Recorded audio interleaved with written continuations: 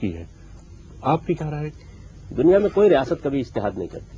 دیکھیے بات یہ اس کا کام نہ کر سکتی ہے، وہ نفاذ کرتی ہے. اس کا اجتہاد کیا جائے گا ہمیشہ افراد کی طرف سے، اہل علم اجتہاد کرتے ہیں. اب بھی جو آپ کے ہاں قانون سازی ہوتی ہے، ماہرین قانون کا مسودہ تیار کرتے ہیں، پارلیمنٹ میں جاتا ہے، اس کے بعد اس میں کوئی ترمیم اضافہ کرنا ہو تو وہ کر دیتے ہیں اور اس پہ نفاذ کر دیتے ہیں. یہ بالکل ایسے ہی ہے جس طریقے سے آپ فرد کی حیثیت سے کسی کا اجتہاد قبول کرتے ہیں. مثال کے طور پر میں نے ایک رائے قائم کی، علامہ صاحب نے ایک رائے قائم کی، آپ کو میری بات اچھی نہیں لگی، ان کی بات زیادہ بہتر آپ کو محسوس ہوئی، آپ نے اس کو قبول کر لیا. تو پارلیمنٹ بھی یہی کرے گی، پارلیمنٹ قانون کا نفاذ کرتی ہے.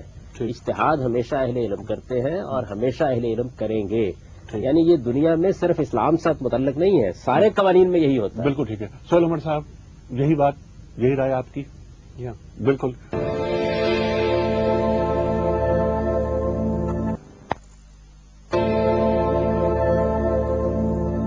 سہیل عمر صاحب، علامہ اقبال، سر سید افغانی صاحب، انہوں نے اصلاح دین کے لیے ایک مجتہدانہ سوچ کے ساتھ ہوا ہے. وہ دین میں کون سی اصلاح چاہتے تھے؟ خاص طور پر میں علامہ اقبال کی بات کروں گا. علامہ کی ساری شعری اور نثری کاوشوں کا ایک محوری مرکزی نقطہ یہ تھا اسبال زوال امت کا تعین، کہ کیوں اس حال کو پہنچے ہیں اور اس کی کیا تدابیر کیا جا سکتی، کیا تجاویز کی جا سکتی. اس میں سے ایک بہت اہم پہلو قانون بھی ہے، کیونکہ میرا اجتماعی وجود اور میرا انفرادی وجود قانون کے ایک سانچے میں، قانون کے ایک فریم ورک میں آپریٹ کرتا ہے، اس سے متاثر ہوتا ہے. اگر کوئی ایسی خرابی اس سانچے میں پیدا ہو گئی ہے جس سے میرے انفرادی اور اجتماعی وجود متاثر ہو رہا ہے تو اس کے ازالے کی کوشش کرنی چاہیے.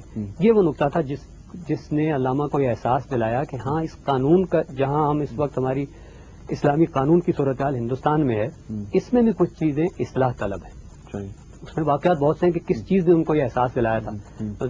جیسے مقاصد شریعت کی شروع میں بات ہوئی تھی، علامہ کے ہاں یہ احساس بہت گہرا کسی وجہ سے پیدا ہو گیا. کچھ واقعات ہیں، تفصیل میں جانے کی ضرورت نہیں، کہ کیا مقاصد شریعت جن کا حصول مطلوب ہے، ہمارا قانون ان کے لیے روک بن رہا ہے کہ لوگ دین کو چھوڑ کر ان مقاصد کو حاصل کرنا چاہ رہے ہیں. کچھ خواتین اپنے کچھ قانونی حقوق طلب کرنے کے لیے یا اپنے ناگوار شوہروں سے نجات پانے کے لیے اسلامی قانون سے اتنی بدظن ہو گئی ہیں کہ انہیں دین چھوڑنا گوارا ہے تاکہ ان کے کچھ قانونی حقوق محفوظ ہو جائیں. تو کیا میرے قانون میں، یعنی اسلامی قانون میں، کوئی ایسی آگے بڑھنے کی حرکت کا اصول موجود نہیں ہے کہ وہ ان چیزوں کو، آج کی صورتحال کو کور کر سکے؟ یہ ایک احساس تھا جس نے ان کو، اس پر انہوں نے پھر سارا کام کیا.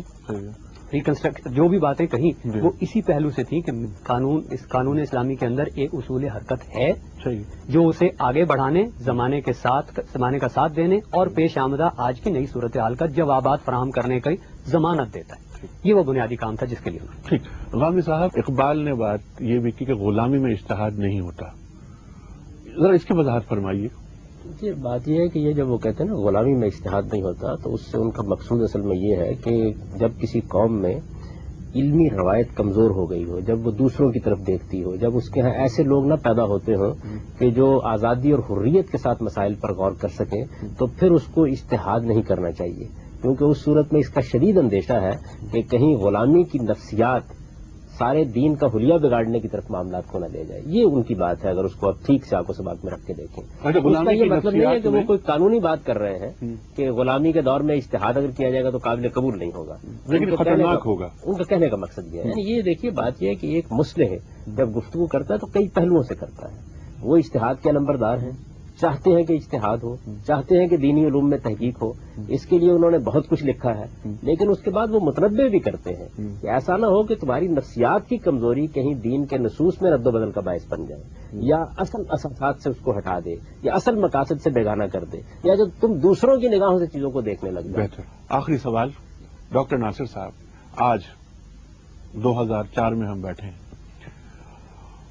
وہ کون سے ایسے بڑے مسائل ہیں جن سے ہم نبرد آزما ہیں پوری امہ، اور ان پر اجتہاد کی شرعی ضرورت بھی ہے اور گنجائش بھی ہے؟ ایک تو اس کے حوالے سے یہ ہے کہ جتنے حقوق خواتین کے ہیں جو اسلام میں اس حوالے سے، چاہے وہ نکاح کا مسئلہ ہو، چاہے وہ طلاق کا مسئلہ ہو، اسی طرح سے جو سزاؤں کا نظام ہے، اس حوالے سے جو ہمارے اوپر اعتراضات ہو رہے ہیں، یہ سب کے سب اس وقت جو موجودہ عقل ہے اس سے متصادم ہے.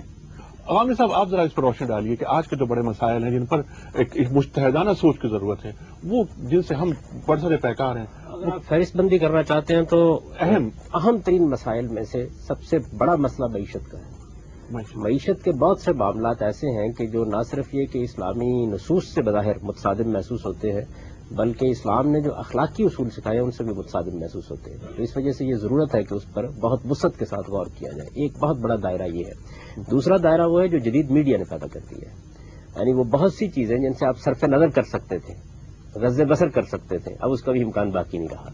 آپ کے گرد و پیش ایک پوری یلغار ہے جو ہو رہی ہے، یہ ریڈیو سے ہوئی، یہ ٹیلی ویژن سے ہوئی، اس کے بعد آپ ظاہر ہے کہ انٹرنیٹ اور دوسرے بہت سے ذرائع پیدا ہو گئے ہیں۔ ان میں مسلمانوں کو کیا رہنمائی دی جائے، وہ کس طریقے سے ان چیزوں کے بارے میں جائزہ لیں، اور اس میں بالخصوص ایک بہت بڑی چیز جو ہے وہ اداکاری ہے۔ دیکھیے اقبال نے بڑا سخت تبصرہ کر دیا اس پر، وجود تیرا خود ہی غیر کی معاذ اللہ، دوبارہ زندہ نہ کر کاروبار لات و منات، اور اسی طرح سنیما ہے یا صنعت آزری ہے۔ تو یہ ظاہر ہے سوچنے کی بات ہے، غور کرنے کی چیز ہے کہ کیا اس کو ہم استعمال کریں گے، نہیں کریں گے تو کیا صورت ہوگی، اداکاری کتنی گنجائش ہے، اس میں آپ کن کن چیزوں کو تمثیل میں بیان کر سکتے ہیں، کن کو نہیں کر سکتے، بجائے خود تمثیل کی کیا نوعیت ہے، اور پھر اس کے بعد خواتین کا آگے خبریں پڑھنا، سامنے آنا، ڈرامے میں حصہ لینا، اس طرح کی بہت سی چیزیں ہیں جن کے بارے میں مزید غور و فکر چاہیے۔ اور مسلمانوں اور غیر مسلمانوں کے تعلقات کا ایک بہت بڑا باب ہے، یہ میرے نزدیک اس وقت یہ چاہتا ہے کہ اس کے بارے میں غور کیا جائے۔